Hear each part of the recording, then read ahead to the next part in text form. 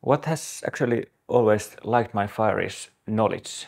And before I came here, I knew that the ancient scriptures are highly regarded and read a lot. So I think that that was one of the main reasons why I was so allured to come into ashram in the first place.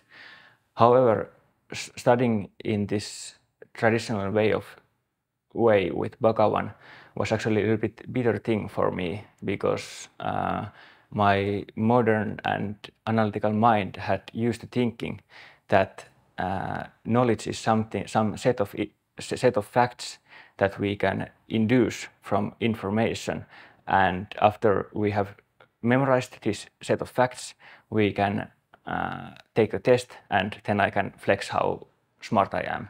But for sure, this was not the traditional method. And it is actually a little bit hard for us to understand or describe what is the traditional method because we are so used to thinking in other way.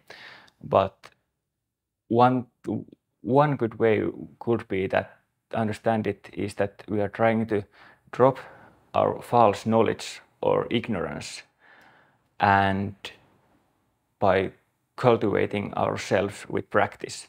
And this method must be something quite practical because traditional way of seeing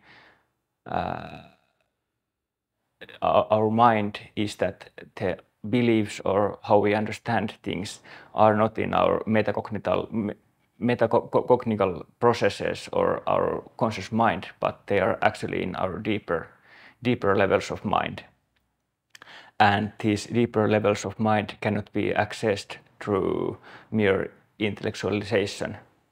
So then one of the most important aspects of our practice is actually how we formulate this knowledge in order that our deeper levels of mind can incorporate it.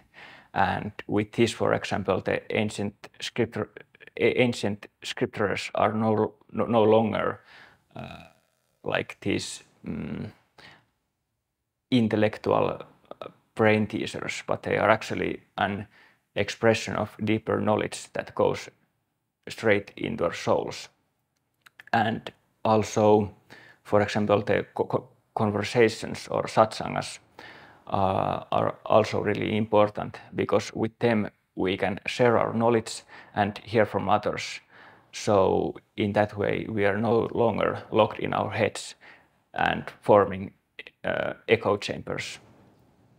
So this traditional way of understanding is offering our way in which we can see the world around us in bigger picture.